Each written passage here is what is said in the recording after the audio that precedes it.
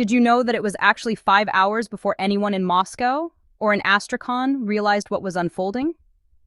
14 explosive-laden drones lifted off from concealed launch points deep inside Ukrainian territory.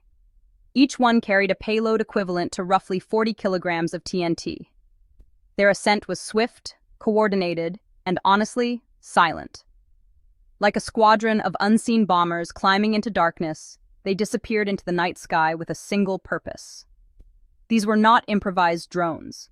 They were purpose-built long-range strike systems, engineered to travel hundreds of kilometers through contested airspace and hit one precise target with calculated force.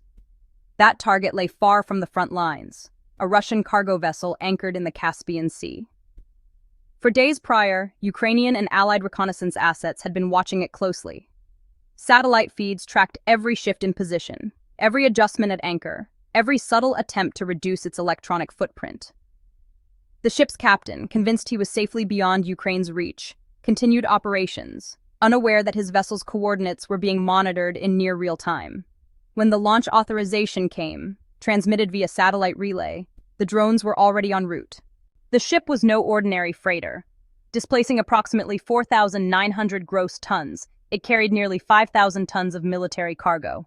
Reports indicated the shipment included Iranian-supplied components intended for Shahed-1, 36, and Shahed-2, 38 drones, electrical assemblies, avionics packages, gyroscopic stabilizers, navigation modules, as well as crates of 122mm rocket ammunition. In battlefield terms, that cargo represented weeks of sustained drone and rocket strikes.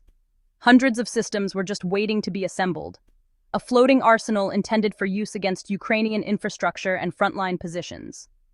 The vessel, identified as the Port Olia 4, measured roughly 110 meters in length and operated under the Russian flag. Instead of docking directly at Russia's Port Olia on the Caspian coast, where inspections or sabotage risks might be higher, the captain chose to anchor inland along a narrow shipping canal.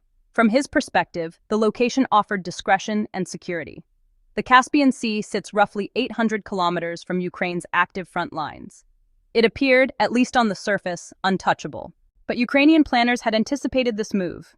The shipment's route, timing, and anchorage habits had been mapped in advance. The operation relied on layered intelligence gathering. The first layer came from commercial satellite constellations equipped with synthetic aperture radar, or SAR. Unlike optical systems, SAR can penetrate cloud cover, operate at night, and detect vessels even when automatic identification transponders are disabled. Analysts compared radar reflections, hull outlines, and anchor chain geometry. Successive satellite passes revealed the ship's drift angle and anchorage window, an estimated 4 to 6 hours. That's sufficient time for a synchronized strike. The second layer involved signal intelligence. Sparse radio emissions and radar silence suggested the vessel was operating in low-profile mode to avoid attention. Ironically, that silence confirmed vulnerability. Ukrainian planners determined they had a narrow window for a coordinated, single-wave, multi-axis strike. The mission objective was specific: avoid triggering a massive detonation of volatile cargo. Instead, compromise structural integrity and sink the vessel in a controlled manner, sending thousands of drone components and munitions to the seabed. For this task, Ukraine selected a strike package built around long-range loitering munitions, derived from the UJ-26ER platform. Constructed with composite airframes to reduce radar signature, the drones cruised at 150 to 180 kilometers per hour, fast enough to cover distance, but slow enough to remain difficult to detect. Their guidance systems combined satellite navigation with inertial backup and electro-optical targeting in the final phase. Even under GPS jamming, terminal guidance remained functional. Each carried a warhead in the 40-kilogram class. Some were fragmentation-based to damage exposed systems. Others were semi-penetrating, designed to punch through thin deck plating and rupture internal compartments. Targets included ventilation shafts, structural beams, cargo hatches, and waterline sections. With extended fuel capacity, the drones had an operational range of up to 1,200 kilometers, well beyond the required distance. 14 units were assigned, 12 primary attackers, and 2 relay drones to maintain communication links and situational awareness. Synchronization was finalized at 0525. The strike plan divided the attackers into 4 approach vectors: One group would approach from the stern starboard side, targeting the engine room area and ventilation systems. Another would come from the bow port side, aiming at the bridge and forward compartments. A third element focused on the midship section, specifically cargo hatches and structural beams near the waterline to destabilize buoyancy. The final pair acted as diversion and interdiction units, prepared to deploy explosive countermeasures if rescue craft attempted intervention. At 5:45, the launch sequence began across rural Ukrainian terrain. For 5 hours, the drones flew a carefully plotted route. Most maintained altitudes between 20 and 60 meters above the sea surface, blending into radar clutter. 2 operated higher, between 300 and 500 meters, relaying data and providing oversight. To coastal radar operators, their small composite profiles and moderate speeds appeared as minor, low-priority returns. At 10:28 local time, the first impact occurred. A drone struck the aft upper deck near the engine ventilation shaft. The explosion tore open thin steel plating and sent fire through cable trays, disrupting power distribution and damage control circuits. Fuel pumps faltered, generators destabilized. Internal firefighting systems were compromised within seconds. Moments later, a second drone impacted near the starboard waterline. The semi-penetrating charge breached the hull, allowing water to surge into lower compartments. Flooding began. What followed would determine whether the vessel could contain the damage, or whether the operation would achieve its intended outcome. The third and fourth drones arrived moments later. They hit the vessel's midsection almost back-to-back, one smashing into a cargo hatch cover, the other striking along the portside waterline. The blasts cracked structural joints and sent thick smoke and burning fragments rolling across the deck. The ship began to tilt towards starboard. On the bridge, warning sirens erupted. The captain issued an emergency call as port authorities dispatched 2 tugboats and a patrol craft in response. But before assistance could reach the scene, another impact followed. At 10:31 a.m., the 5th drone slammed into the bow near the control room. Electrical panels shorted instantly, plunging the bridge into darkness. Main power collapsed. Emergency battery systems kicked in, but the vessel was already losing control. The Ukrainian drones had been prepared for exactly this environment. Each unit carried preloaded inertial flight paths in case satellite navigation signals were jammed. The warheads were deliberately mixed. Some detonated with fragmentation effects, while others used delayed fuses to punch through plating and crack internal support beams. Between 10:33 and 10:36, the 6th and 7th drones struck in rapid succession. They tore open a larger breach along the starboard hull, accelerating the influx of water. By 10:38, with flames spreading and compartments flooding, the crew made the decision to abandon ship. Lifeboats hit the water as smoke poured from the stern. Russian defenders managed to shoot down 2 incoming drones, but the damage had already passed the point of containment. At 10:41, the 8th drone struck low along the midship belt, worsening the list to 7 degrees. Flood control pumps struggled, then began to fail under pressure. The 9th and 10th drones targeted the stern shaft tunnel. Propulsion systems ruptured, releasing fuel oil beneath the deck. Fire intensified. The 11th and 12th drones detonated near the tugboat approach lanes, creating explosive barriers that prevented rescue vessels from closing in safely.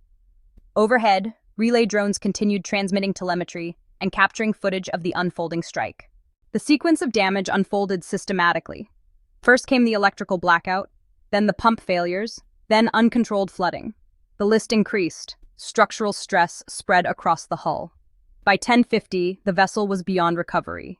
Within hours, it capsized. By 14:32, satellite imagery showed the Port Oleafor largely submerged beneath the waters of the Caspian Sea, with smoke still visible above the surface. Russian officials initially described the incident as limited damage, but images of the wreck soon surfaced online. Open-source analysts geolocated the footage using visible coastal structures, cranes, shoreline architecture, even the spacing of light poles, to confirm the exact position of the sinking. Additional satellite images showed a smoke plume visible from more than 10 kilometers away. On August 14th, Ukraine's general staff formally confirmed the strike. According to their statement, the vessel had been transporting Iranian drone components and ammunition when it was targeted in a coordinated operation. Follow-up imagery, released on August 19th, showed Russian efforts to assess and salvage what remained. The scale of the material loss was substantial. A single Shahed production set weighs roughly 200 kilograms.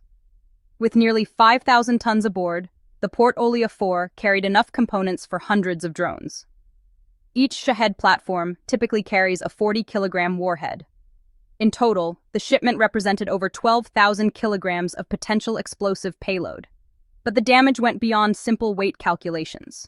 Without avionics modules, navigation systems, power assemblies, and structural components, large-scale assembly becomes impossible. The strike did not merely destroy cargo, it disrupted weeks of planned drone operations. Strategically, the message was clear. Russia had treated the Caspian Sea as a secure rear area. That assumption no longer held. An inland body of water once viewed as insulated from the conflict had become a reachable target. The global insurance sector reacted quickly, increasing war risk premiums for vessels operating in the region. Automatic identification system blackouts became more frequent. Some ships began using false call signs. Convoy procedures slowed port activity. Each protective measure introduced new inefficiencies. Overland alternatives stretched supply routes further. Multi-stage transshipment increased logistical costs. Diplomatic consequences followed. Caspian coastal states called emergency discussions on maritime security. For the first time, the Caspian was no longer perceived purely as a logistical sanctuary. It had entered the broader conflict dynamic. From Kiev's standpoint, the operation extended the battle space beyond the Black Sea. By eliminating a single ship, Ukraine not only removed thousands of potential drone components, but also disrupted the operational rhythm of Russia's aerial campaign. For Moscow, the implications were significant. Without steady Iranian-supplied parts, Shahed drone production slowed. The tempo of nighttime strikes against Ukrainian cities decreased. Supply chains that once seemed distant and protected now appeared exposed. The sinking of the Port Olia 4 was more than the loss of a cargo vessel.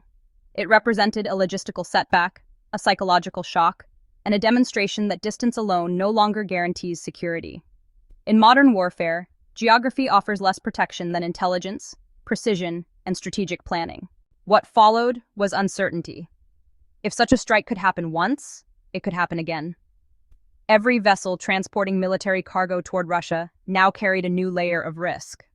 And that lingering uncertainty, perhaps even more than the physical wreck resting on the seabed, became the operation's most enduring impact.